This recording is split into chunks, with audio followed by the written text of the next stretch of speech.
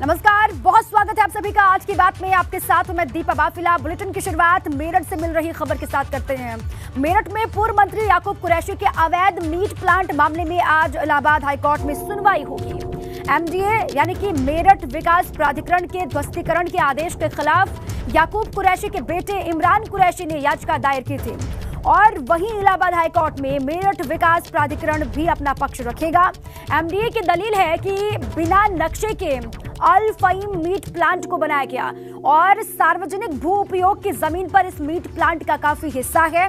ऐसे में आज अब हाईकोर्ट में होने वाली सुनवाई पर सबकी नजरें टिकी हुई हैं। लेकिन आपको ये भी हम बता दें कि इस पूरे मामले में याकूब एंड फैमिली फरार चल रही है, जिसकी तलाश में पुलिस अलग अलग हिस्सों में दबिश दे रही है।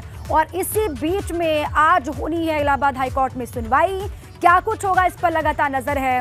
क्या राहत मिलेगी याकूब कुरैशी को या फिर और मुश्किलें बढ़ सकती हैं। इमरान कुरैशी ने एमडीए की कार्रवाई के खिलाफ याचिका दी और इस पूरे मामले पर देखिए आज क्या होता है।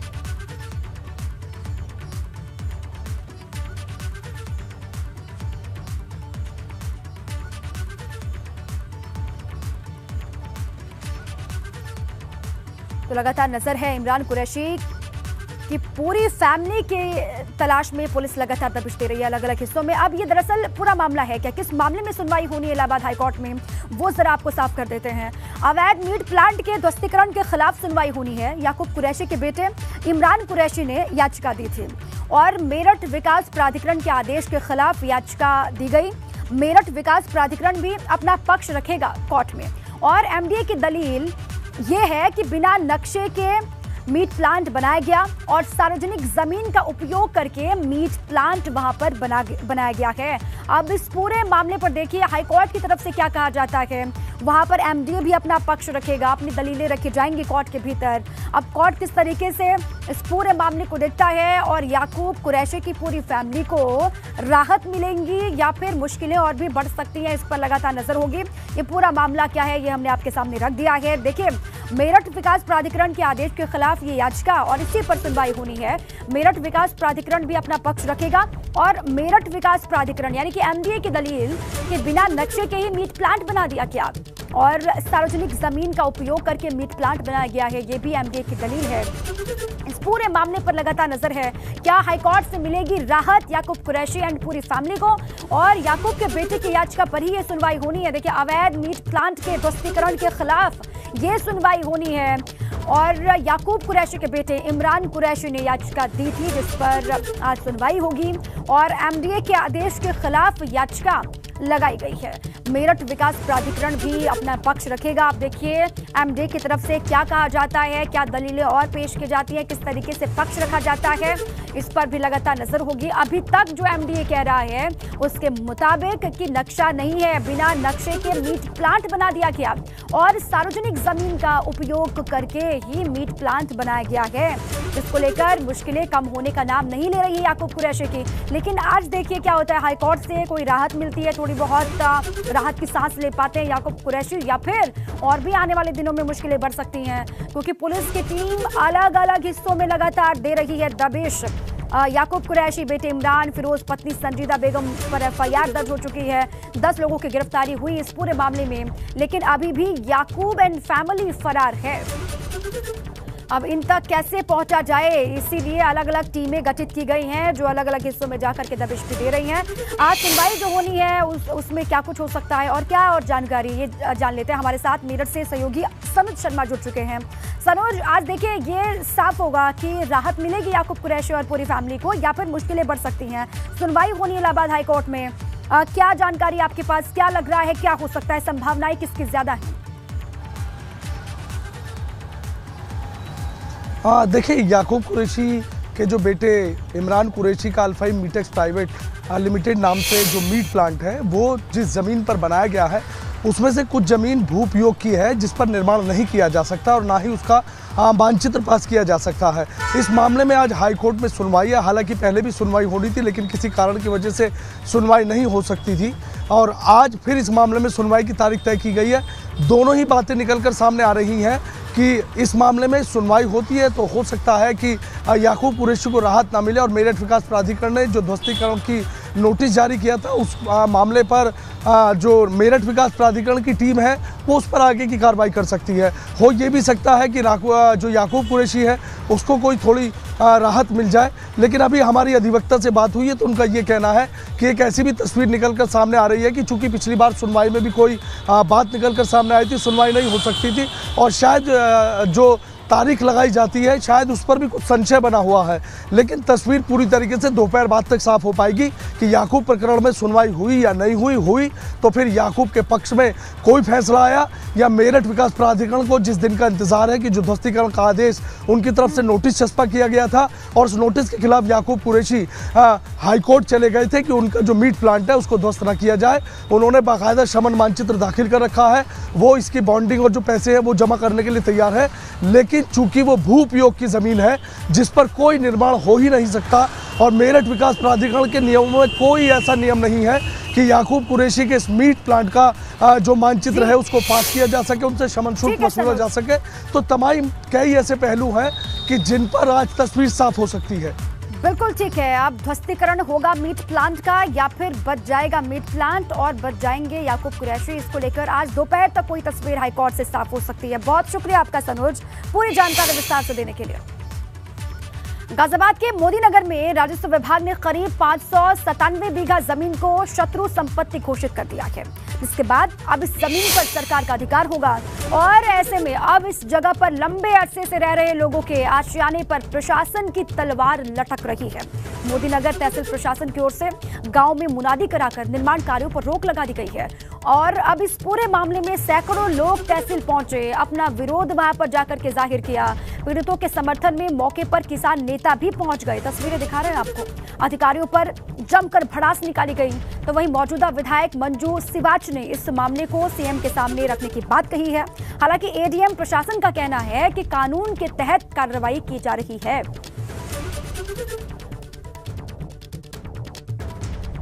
आपने जमीन के बदले में चकबंदी में किसानों को जमीन दी, उस जमीन पे के साथ साथ जो आसपास में कॉलोनियां बनी उनमें प्लॉटिंग हुई, लोगों ने मकान लिए, मकान बनाए, प्लॉट लिए, प्लॉट खरीदे। यहाँ के तत्कालीन तहसीलदार, यहाँ के पटवारी, यहाँ के कानूगो, इन लोगों ने मिली भगत करके मोदियों से कोई मोटा गेम खेला, उनके नाम जमीन चढ़ाई, उसमें इन्हें मोटा कमीशन मिला और वो कमीशन इनका आपस में नहीं बढ़ पाया। इनकी आपसी लड़ाई में एसडीएम साहब को जो कमीशन नहीं मिल पाया, उस कमीशन की लड़ाई में वो एसडीएम साहब ने एक दोहरे से तमाम नंबरों को लेके और शत्रु संपत्ति में वो फाइल यहाँ से बना के भेजी। गाजियाबाद के सीक्रेट कोर्ट में एक पोर्शन को कस्टोडियन जो भारत सरकार के द्वारा आने थे उनके द्वारा शत्रु संपत्ति घोषित की गई है और तदनुसार उसी एनिमी प्रॉपर्टी एक्ट के अंतर्गत अग्रिम कार्रवाई की जाएगी। ये लगभग 597 बीघास है जिनके जो चिन्हित किए गए।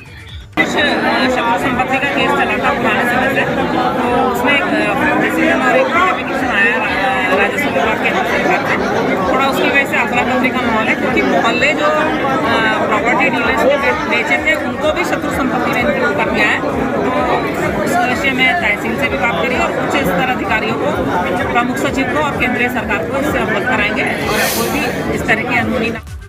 अब आगे बढ़ते हैं। इसी बीच एक बड़ी खबर है, लाउड स्पीकर पर सीएम योगी के आदेश के बाद नोएडा प्रशासन सख्त हो गया है। लाउड स्पीकर को लेकर 900 धार्मिक स्थलों को नोटिस दिया गया है। नोएडा में 602 मंदिरों, 265 मस्जिदों को लाउड स्पीकर पर नोटिस दिया गया। देखिए 217 बारात घरों, 175 डीजे संचालकों को भी नोटिस थमा दिया गया है। नियमों का पालन ना करने पर कड़ी कार्रवाई की चेतावनी दी गई है। ये कहा गया है नोएडा प्रशासन की तरफ से कि जो नियम कायदे बनाए गए हैं उनको फॉलो कीजिए, अगर फॉलो नहीं करते हैं, पालन नहीं होता है तो कड़ी कार्रवाई होगी, उससे बच नहीं पाएंगे। ये बड़ी जानकारी आपके सामने है।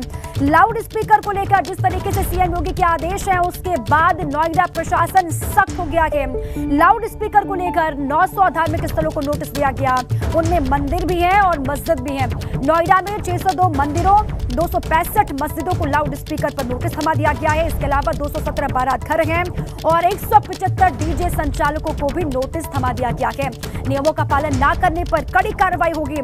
सीएम योगी आदित्यनाथ ने कहा है कि लाउड स्पीकर बजाइए लेकिन आवाज नीची हो, इसका ख्याल रखें। अब आगे बढ़ते हैं। देखिए आजम के निशाने पर किस तरीके से अखिलेश हैं और अब बात अखिलेश और आजम विवाद की भी। देखिए, जिसके चलते इस्तीफों का दौर लगातार चल रहा है। आजम खान के समर्थन में सहारनपुर में मुलायम सिंह यूथ ब्रिगेड सपा के जिला उपाध्यक्ष अदनान चौधरी ने भी इस्तीफा दे दिया है और अदनान चौधरी ने अखिलेश यादव पर गंभीर आरोप लगाए। अदनान चौधरी ने अखिलेश यादव पर मुस्लिमों की अनदेखी का आरोप लगा दिया है। साथ ही आजम खान और मुस्लिमों के समर्थन में नहीं बोलने का भी अखिलेश यादव पर आरोप है। अब आजम के समर्थन में इस्तीफों की झड़ी, इस्तीफों की बौछार किस तरीके से हो रही है समाजवादी पार्टी के भीतर, समझिए। इससे परेशानी लगातार बढ़ती जा रही है अखिलेश यादव की। आजम खान के जितने भी समर्थक हैं वो सामने आकर के इस्तीफे की पेशकश कर रहे हैं, इस्तीफा दे भी रहे हैं और कई आरोप भी लगा रहे हैं अखिलेश यादव पर। आजम के समर्थन में इस्तीफों की झड़ी लगी हुई है। पिछले कई दिनों में कई बड़े नेता इस्तीफा दे चुके हैं। दर्जा प्राप्त राज्य मंत्री रहे इरशाद खान भी इस्तीफा दे चुके हैं। सुल्तानपुर के सलमान रायनी अभी तक इस्तीफा दे चुके हैं। ये वो नाम हैं जो अभी तक अपना इस्तीफा सौंप चुके हैं। पूर्व ब्लॉक प्रमुख खुदादाद खान भी इस्तीफा दे चुके हैं और नूरपुर से जिला अध्यक्ष हमजा शेख भी अपना इस्तीफा सौंप चुके हैं। इसके अलावा देखिए, रामपुर से सपा लोहिया वाहिनी के नगर अध्यक्ष हैं नवीन शर्मा, ये भी अपना इस्तीफा सौंप चुके हैं। सहारनपुर में मुलायम यूथ ब्रिगेड के जिला उपाध्यक्ष, ये ताजा मामला है अदनान चौधरी का, जो अपना इस्तीफा दे चुके हैं और अखिलेश यादव पर कई आरोप भी लगा चुके हैं। वो ये कह रहे हैं कि ना तो वो आजम खान की बात करते हैं अखिलेश यादव और ना ही मुस्लिमों की बात करते हैं। आजम खान के साथ साथ मुस्लिमों की भी अनदेखी हो रही है समाजवादी पार्टी में, ये अदनान चौधरी ने बातें कही हैं और इसके साथ ही उन्होंने इस्तीफा भी अपना दे दिया है। अभी तक आजम खान के समर्थन में कौन कौन से बड़े चेहरे आए हैं और किस किस ने समर्थन जताते हुए अपना इस्तीफा सौंप दिया है, ये उसी की तस्वीर भी आपको दिखा रहे हैं, उसी की डिटेल्स है और वही बड़े नाम आपके सामने भी हम रख रहे हैं। आजम खान सीतापुर जेल में बंद हैं, लेकिन बाहर किस तरीके से समाजवादी पार्टी में गदर मचा हुआ है उनके समर्थन में, उसी की तस्वीर आपको लगातार हम दिखा रहे हैं। देखिए, तो और आजम खान के समर्थन में सपा नेता इस्तीफा दे रहे हैं एक और वहीं अखिलेश यादव पर हमलावर तमाम नेता हैं समाजवादी पार्टी के। तो दूसरी ओर इस मामले में चुप्पी के बीच आज अखिलेश यादव आगरा पहुंचेंगे। यहाँ अखिलेश यादव भीमनगरी महोत्सव हादसे में घायल हुए लोगों से मुलाकात करने वाले हैं और इसके अलावा देखिए, साथ ही आपको ये भी हम बता दें कि आरएलडी अध्यक्ष जयंत चौधरी आज रामपुर के दौरे पर रहेंगे। यहाँ वो सुबह 11 बजे का वक्त है, दोपहर 12 बजे तक रामपुर में आजम खान के परिवार से मुलाकात करेंगे। देखिए, 11 बजे से दोपहर 12 बजे तक रामपुर में खबर ये कि जयंत चौधरी आजम खान के परिवार से मुलाकात करने वाले हैं। वहाँ पर अब्दुल्ला आजम से वो मिलेंगे और उनके बीच में क्या कुछ बातें होती हैं और आगरा से भी और रामपुर से भी दोनों के दौरों के बाद क्या बड़ी खबर निकल करके बाहर आती है दोनों ही जगहों से, इस पर लगातार नजर होगी। एक तरफ आजम ब्रिगेड की तरफ से, आजम गुट की तरफ से लगातार हमला किया जा रहा है अखिलेश यादव पर और पार्टी से इस्तीफा भी दिया जा रहा है। इसी बीच में अखिलेश पहुंच रहे हैं आगरा, वहां पर भी कार्यकर्ताओं के बीच में उनकी मौजूदगी होगी। अखिलेश किस तरीके से अपनी बात रखते हैं और वहीं रामपुर में जयंत चौधरी जब पहुंचेंगे तो कैसी तस्वीरें आएंगी वो भी आपको हम जरूर दिखाएंगे। और हमारे दो सहयोगी जुड़ चुके हैं, मुरादाबाद से उबैदुर रहमान हमारे साथ है और आगरा से नितिन उपाध्याय हमारे साथ जुड़े हुए हैं। सबसे पहले मुरादाबाद उबैदुर रहमान का रुख कर लेते हैं। उबैदुर रहमान, देखिए, लगातार जो इस्तीफों की बौछार है वो हो रही है। ताजा मामला अदनान चौधरी का सामने आ गया है और आजम के समर्थन में इस्तीफा तो हो रहा है, साथ में आरोपों की बौछार अखिलेश यादव पर भी हो रही है। उबैदुर रहमान। जी हाँ, बिल्कुल इस्तीफे दिए जा रहे हैं और आजम खान के समर्थन में इस्तीफे दिए जा रहे हैं और आज जो बड़ा घटनाक्रम होने जा रहा है वो ये है कि आरएलडी के नेता जयंत चौधरी के आज रामपुर में 3 कार्यक्रम है और इस बीच पक्की खबर ये है एबीपी गंगा के पास कि वो आजम खान के परिवार से मिलने के लिए उनके घर जाएंगे और आज सूचना यह है कि देर रात तक अब्दुल्ला आजम घर पहुंच गए हैं। पिछले कई दिन से जब से ये एपिसोड चला है, प्रेशर पॉलिटिक्स चल रही है, उसके बीच अब्दुल्ला आजम रामपुर में नहीं थे, लेकिन देर रात वो रामपुर पहुंच चुके हैं और आज जयंत चौधरी जो हैं उनका कार्यक्रम अब्दुल्ला आजम और उनकी जो वालदा हैं तंजीन फातिमा, उनसे मिलने का है। अब देखना ये होगा कि जयंत चौधरी क्या अखिलेश यादव का कोई संदेश लेकर के पहुंचेंगे या फिर अपने लिए कोई 2024 का जो लोकसभा चुनाव है या उससे पहले जो लोकल बॉडीज़ के चुनाव है उसको देख करके कोई संभावनाएं तलाशने के लिए जयंत चौधरी रामपुर पहुंच रहे हैं। क्योंकि अखिलेश यादव एक तरह से बेफिक्र हैं और उसकी वजह क्या है? बेफिक्री उनकी ये है कि कोई मौजूदा विधायक, कोई मौजूदा जिलाध्यक्ष, 75 ज़िले हैं उत्तर प्रदेश में, किसी जिलाध्यक्ष ने आजम खान के समर्थन में अभी इस्तीफा नहीं दिया है। तो जिन पर कुछ पद हैं या जो विधायक हैं उनमें से कोई नहीं बोल रहा है आजम खान खान के समर्थन में। और उसकी एक वजह यह है कि 2.5 साल से आजम खान सीतापुर जेल में हैं और जितने लोग बयान दे रहे हैं उनमें से कोई भी चुनाव के बाद सीतापुर जेल में आजम खान से मिल के नहीं आया है। तो उनकी बातों में, उनके इस्तीफों में कितना दम है, इसको भी अखिलेश यादव बखूबी समझ रहे हैं। तो आज जयंत चौधरी का जो रामपुर दौरा है उसमें देखना होगा कि जयंत चौधरी आते हैं, क्या बात होती है और क्या आजम खान के परिवार की तरफ से आज मीडिया को कोई बात की जाएगी, कोई बयान दिया जाएगा या कि नहीं। जयंत चौधरी तो किस तरीके से वो मुलाकात करते हैं और क्या अखिलेश का कोई संदेश लेकर के वहां पर जयंत आने वाले हैं, इस पर भी लगातार नजर रहेगी और आप नजर बनाए रखिएगा। आगरा से नितिन का रुख कर लेते हैं। नितिन, तमाम आरोपों के बीच में, तमाम इस्तीफों के बीच में अखिलेश यादव पहुंच रहे हैं आगरा, वहां पर किस तरीके से वो कार्यकर्ताओं से मुलाकात करेंगे, वहां का उनका क्या कार्यक्रम है? देखिए, अखिलेश यादव 3.5 से 4 घंटे आज आगरा में उनका रहने वाले हैं। आगरा में उनका कार्यक्रम है। दरअसल 14 से लेकर 17 तारीख तक जो कहा जाए भीमनगरी महोत्सव का जो कार्यक्रम होता है, और ऐसे में 15 तारीख की शाम को एक हादसा हुआ और उसमें एक जो पूर्व प्रधान है राजेश प्रताप उर्फ राजू, उनकी जो लाइट बीम गिरने से उनकी मौत हो गई। तो उस कार्यक्रम में आज वो पीड़ित परिवार को सांत्वना देंगे। अजयशील गौतम है, जिस कार्यक्रम समिति के अध्यक्ष हैं, पूर्व राज्य मंत्री हैं, उनके आवास पर अखिलेश यादव पहुँचेंगे। तो कहीं ना कहीं भीमनगरी महोत्सव, खासकर दलित समाज, जाटव समाज का एक बहुत बड़ा सांस्कृतिक सामाजिक कार्यक्रम आगरा में लंबे समय से आयोजित हो रहा है। तो कहीं ना कहीं उस कम्युनिटी में एक मैसेज देने की अखिलेश यादव की कोशिश है कि उनके सुख और दुख में समाजवादी पार्टी, अखिलेश यादव साथ खड़े हुए हैं। एक वैवाहिक कार्यक्रम में भी अखिलेश यादव आज हिस्सा लेंगे। इसके साथ ही पार्टी कार्यकर्ताओं के साथ, पदाधिकारियों के साथ भी उनकी एक संक्षिप्त मुलाकात है। तो कुल मिला के 3.5 से 4 घंटे का ये कार्यक्रम है और विधानसभा चुनाव हारने के बाद अखिलेश यादव का ये कार्यक्रम है। भीमनगरी के समापन कार्यक्रम में अखिलेश यादव को 17 तारीख को आना था, लेकिन ये हादसा 15 तारीख को हो गया, जिसमें एक व्यक्ति की मौत हो गई है। और इसको लेकर अखिलेश यादव ने दुख जताया। तमाम राजनीतिक दलों की चिट्ठियां आई हैं, जिसमें प्रियंका गांधी ने दुख जताया। सरकार की तरफ से, यानी योगी आदित्यनाथ सरकार की तरफ से 4 लाख रुपए पीड़ित परिवार को दिए गए। तो ऐसे में आज इस मामले में कहीं ना कहीं इसका एक पॉलिटिकल एंगल ये भी है कि एक बहुत बड़ा सोसाइटी में एक खास जाति विशेष से जुड़े हुए लोग हैं, उनमें एक मैसेज देने की समाजवादी पार्टी की कोशिश है। विपक्ष में है अखिलेश यादव, अपना सोशल बेस मजबूत करना चाहते हैं। तो इसी क्रम में आज अखिलेश यादव शाम को आगरा में रहेंगे और विधानसभा चुनाव के दरमियान रोड शो उन्होंने आगरा में निकाला था, तब वो आगरा में पूरा कार्यक्रम क्या रहने वाला है, इसके बारे में जानकारी आपने दे दी। आप लगातार नजर बनाए रखेगा। बहुत शुक्रिया आपका पूरी जानकारी के लिए।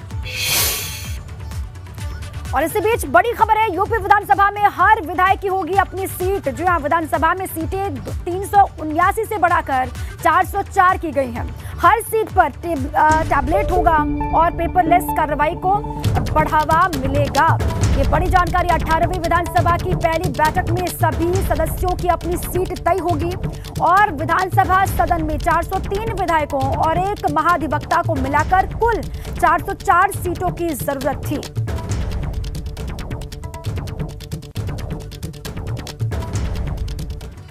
अब आगे बढ़ते हैं। बिजनौर से खबर है। बिजनौर में फर्नीचर की दुकान में अचानक से आग लग गई। आग लगने से लाखों रुपए का फर्नीचर जल करके राख हो गया है। तस्वीरें भी आपको हम दिखा रहे हैं। शॉर्ट सर्किट की वजह से आग लगी है, ये बताया जा रहा है। ये एक्सक्लूसिव तस्वीर है। लोगों की मदद से किसी तरह आग पर काबू पा लिया गया। थाना चांदपुर के पतियापाड़ा इलाके का ये पूरा मामला है। ये कहा जा रहा है कि आग जो लगी वो शॉर्ट सर्किट की वजह से लगी। फर्नीचर की दुकान जहां पर अचानक से आग लगने के बाद हड़कंप मचा। आग लगने से लाखों का सामान जल के राख हुआ है, ये कहा जा रहा है। और इसी बीच प्रयागराज से बड़ी खबर है। प्रयागराज में 10 इंस्पेक्टर और 21 सब इंस्पेक्टर के तबादले हुए हैं। एक महिला उर्दू अनुवादक का भी हुआ तबादला। ये बड़ी जानकारी। प्रयागराज के एसएसपी अजय कुमार ने तबादला किया है। प्रयागराज में कई इंस्पेक्टर्स को मिला थाने का प्रभार और कई सब इंस्पेक्टरों को चौकियों की कमान सौंपी गई है। ये बड़ा बदलाव यहाँ पर भी हुआ है। एसएसपी अजय कुमार ने ये तबादला किया है। बड़ी जानकारी आपके सामने है। संगम नगरी प्रयागराज से 10 इंस्पेक्टर और 21 सब इंस्पेक्टर के तबादले किए गए। बांदा जेल में कैद बाहुबली मुख्तार अंसारी से मिलने गाजीपुर से आए उनके वकील लियाकत अली ने मुलाकात की। उसके बाद उन्होंने कहा कि जेल में कैद मुख्तार अंसारी की जान को खतरा है। उनकी हत्या का षड्यंत्र रचा जा रहा है। कभी भी उनके साथ अप्रिय घटना घटित हो सकती है। इसके साथ ही वकील लियाकत अली ने आरोप लगाया कि मुख्तार अंसारी जो कई बीमारियों से पीड़ित है, ग्रसित है, उसका इलाज भी जेल प्रशासन की ओर से सही ढंग से नहीं करवाया जा रहा है। 1987 में भी आर्डर हुआ है कि उनको मतलब पूर्व विधायक हैं उनको उच्चतर श्रेणी की सुविधा दिया जाए, उसका भी अनुपालन नहीं हो रहा है। सुरक्षा के लिए आदेश हुआ है न्यायालय से कि मतलब न्यायालय से जब पेशी पर ले जाया जाता है तो गाड़ी खराब हो जाती है, उनका कोई सुरक्षा व्यवस्था नहीं रहता है। उनके साथ मतलब 4-5 पुलिसकर्मी जाते हैं, तो ऐसी दशा में उनकी जो है जेल में भी हत्या की योजना बनाई जा रही है। कभी भी ऐसे अंजाम दे सकते हैं। जेल से बाहर जब न्यायालय पर पेशी पर जाते हैं तब भी हत्या की योजना बनाई जा रही है। तो कभी भी ये घटना हो सकती है, लेकिन न्यायालय के किसी भी आदेश का जेल में अनुपालन नहीं हो रहा है। ये विधायक जी द्वारा जो है मुख्तार अंसारी द्वारा बताया गया है और यही बताया गया कि मेरा पैर फूल गया है, मेरा दवा इलाज नहीं हो रहा है। और इसी बीच एक बड़ी खबर है, सोशल मीडिया पर अफवाह फैलाने वालों पर कड़ी नजर रखेगी यूपी पुलिस। जी हां, डीजीपी मुकुल गोयल ने दिए अफवाह फैलाने वालों पर कड़ी कार्रवाई के निर्देश। डीजीपी ने कहा सोशल मीडिया सेल से जुड़े पुलिसकर्मी अफवाहों का तत्काल खंडन करें। वाराणसी जोन के पुलिस अफसरों के साथ त्योहारों, कानून व्यवस्था और अपराध की स्थिति की समीक्षा के दौरान दिए निर्देश। डीजीपी ने खुफिया तंत्र को और मजबूत करने, शांति समिति, धर्म गुरुओं और सिविल डिफेंस के साथ ही संभ्रांत नागरिकों के साथ बैठक करने और डिजिटल वॉलंटियर्स को सक्रिय करने के निर्देश दिए हैं। और साथ ही महत्वपूर्ण स्थानों पर अतिरिक्त सीसीटीवी कैमरास, ड्रोन कैमरे की व्यवस्था करने के भी निर्देश दिए हैं। सोशल मीडिया पर अफवाह फैलाने वालों की खैर नहीं। उत्तर प्रदेश में यूपी पुलिस कड़ी नजर रखेगी सभी पर। डीजीपी ने ये आदेश दिए हैं कि इन सभी तत्वों पर जो माहौल को खराब करने की कोशिश करेंगे उन पर नजर रखिए, उन पर लगाम लगाइए और देखिए निगरानी बढ़ाने के लिए भी कहा है।